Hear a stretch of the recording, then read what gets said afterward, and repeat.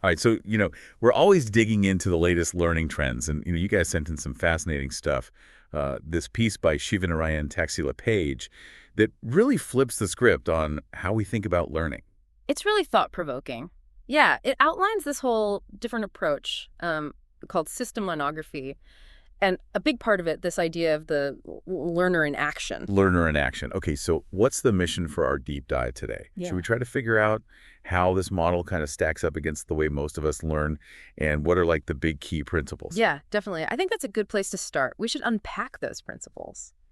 There are some really intriguing concepts woven in there, like this whole brain page theory, the idea of these miniature schools, and a process called cyclozeid rehearsal, Mm. which sounds pretty intense. Yeah, that's a mouthful for sure.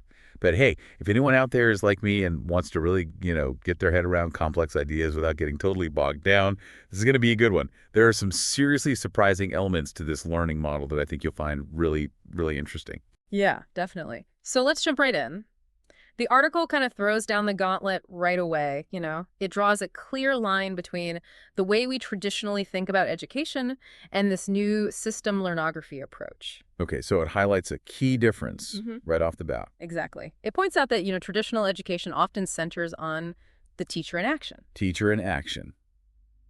Hmm. I guess that's what most of us probably grew up with, right? The teacher, explaining things, leading discussions, and the students kind of like absorbing it all. Yeah, that's the classic image, right?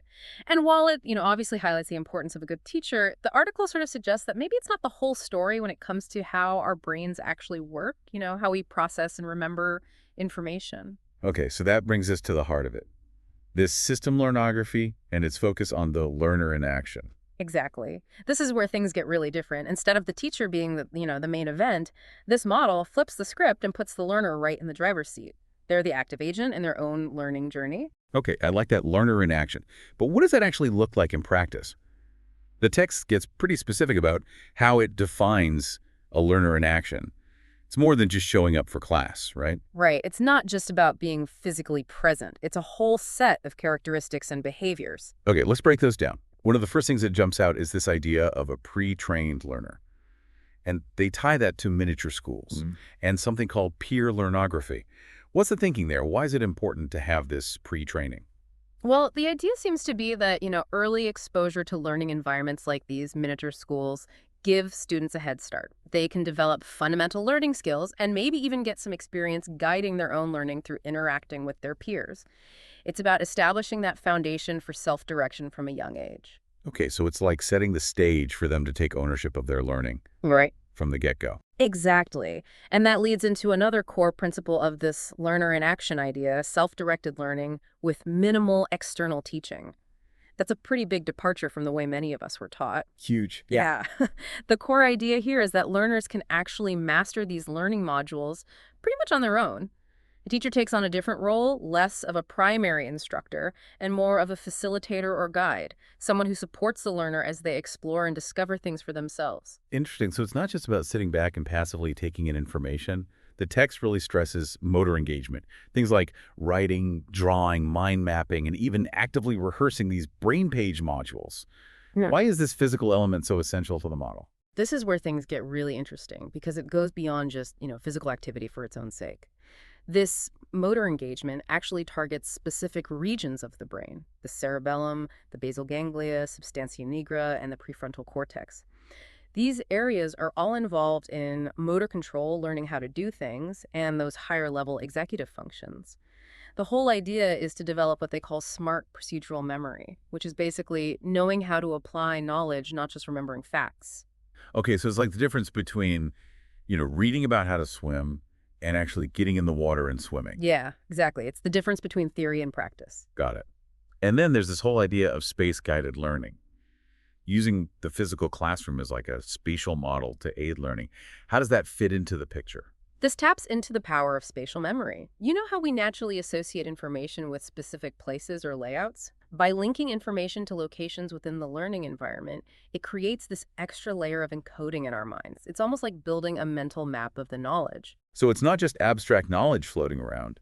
It's anchored to a physical context. Precisely. And then the final piece of this learner in action puzzle is the idea that knowledge transfer happens through internal rehearsal. not just, having someone explain it to you. Yeah. What exactly do they mean by internal rehearsal? Yeah, that's an interesting one. So this is really at the heart of the learner in action philosophy. Instead of passively listening and trying to memorize, you're actively engaging with the material in your mind, processing it, rehearsing it, and really making it your own. And this active internal work leads to a much deeper level of understanding and better long-term retention than just being told something. Okay, so we've got this picture of a learner who's, prepped for learning, self-directed, physically engaged, using space to organize information and mentally rehearsing what they've learned. But now we got to dig into this brain page theory that underpins this whole approach. What exactly is a brain page? Okay, so brain page theory basically proposes that knowledge becomes truly embedded and readily accessible when it's structured in our minds as these brain page maps and modules. Think of them like interconnected networks of neurons that represent specific bits of information and how they relate to each other. It's like our brain's own highly organized filing system for everything we know. So not just random bits and pieces, but organized structures. Exactly. And the text emphasizes that these brain pages aren't just passively formed, they're actively developed through repetition modulation, which means kind of adjusting and refining our understanding and that spatial organization we talked about. And how does this brain page development process work? They outline 3 stages: input, processing, and output. Let's start with inputs, this book-to-brain knowledge formatting, as opposed to teacher-to-student transfer. What's the big shift here? The key difference is the learner's direct interaction with the source material. They're not solely relying on a teacher to present the information, they're actively engaging with the books, articles, whatever it may be, and formatting the knowledge in their own way. This direct interaction fosters a much deeper level of cognitive processing and a more personalized understanding. Okay, so they're taking ownership of the information right from the start, actively making sense of it themselves. Then comes processing this thalamic cyclozeid rehearsal, or TCR for short. That sounds pretty complex. What's happening in the brain during this TCR process? Imagine your brain as this huge network of pathways. TCR is basically like repeatedly activating the specific pathways that correspond to what you're trying to learn, almost like practicing a musical scale over and over again. This repetition, especially when it's timed just right, really helps to strengthen those neural pathways, making the information easier and faster to access later on. The thalamus is like the central hub in this process, directing the flow of information, and the cerebellum helps with the timing and coordination of this mental practice. So it's not just about reading something over and over. It's a more active process of strengthening those connections in the brain. And then we have the output stage, brain page production, through writing, mapping, and problem solving. How does the act of creating something solidify what we've learned? By actually producing something, whether it's writing down what you've learned in your own words, creating a visual map of the concepts, or applying the knowledge to solve a real problem, you're further reinforcing your understanding and strengthening those brain pages. It's about demonstrating your knowledge and applying it, which requires a much deeper level of comprehension than simply recalling facts. Okay, so we've covered the basics of system learnography, but the article also mentions these miniature schools. What are those and how do they fit into this whole model? So system learnography proposes that we organize learning environments into these smaller, more self-contained units, these miniature schools.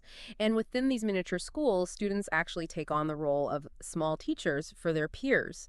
It's this peer-to-peer teaching that they call the GAN-PEATH experience, and it's a really vital part of the process. Okay, so they're learning by teaching. Exactly.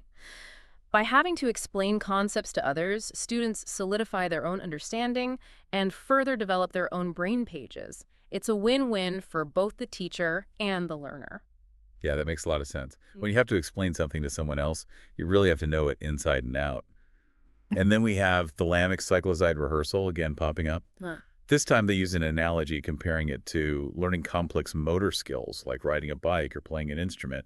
How does that analogy work? It's a really good analogy, actually. Think about learning to ride a bike. You don't just read a manual and suddenly know how to do it. You have to practice. You repeat the movements, you might fall a few times, but eventually those actions become ingrained in your procedural memory. You just know how to ride a bike without thinking about each step. TCR is similar in that repeated, timed mental rehearsal helps embed knowledge in your long-term memory the same way physical practice embeds motor skills. Okay, so you're building mental muscle memory for the information you're learning. Exactly. And that leads us to the benefits of this whole learner in action approach. The article lists a whole bunch. We've already touched on enhanced retention through that brain page rehearsal. What are some of the other key advantages they highlight? Yeah, let's dive into those. One of the big ones is the development of self-discipline.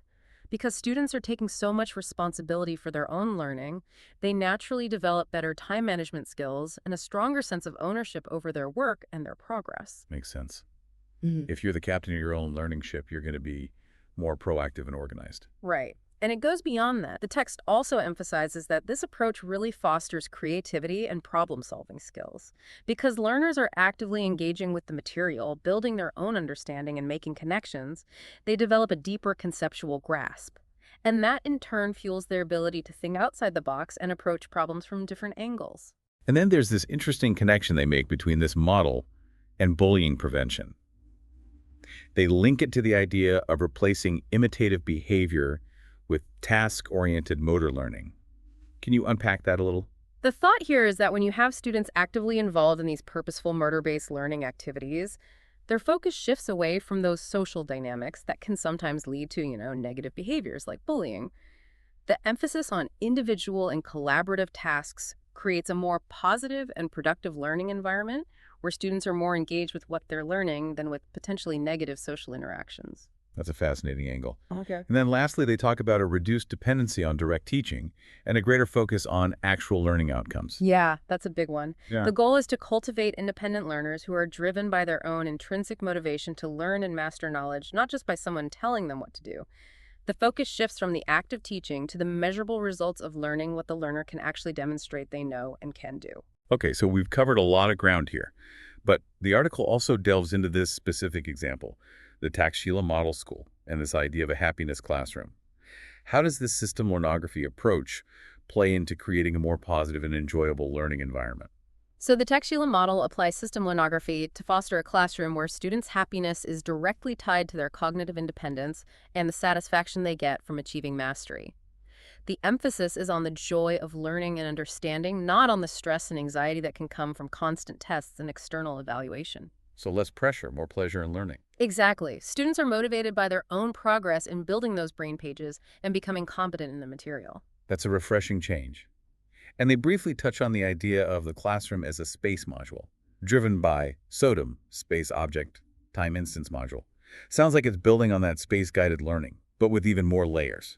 Yeah, it takes that idea further by really intentionally incorporating specific objects within the learning space, the amount of time dedicated to activities, specific learning experiences, and those structured learning modules themselves, all within the spatial context of the classroom. It's about creating a rich and multisensory learning environment that really optimizes knowledge transfer and retention. So bringing it all together, this deep dive into system learnography really points to a pretty fundamental shift in how we think about education, doesn't it? It's moving away from that traditional teacher-centered model and toward a more learner-centered system where students are actively engaged both physically and mentally. Absolutely. The goal is to cultivate learners who aren't just passive recipients of information, but active learnographers. Individuals who can learn, process, and apply knowledge on their own, turning it into lasting skills and wisdom. The focus is on independence, a sense of mastery, and ultimately a deeper satisfaction and happiness in learning. It's a pretty compelling vision.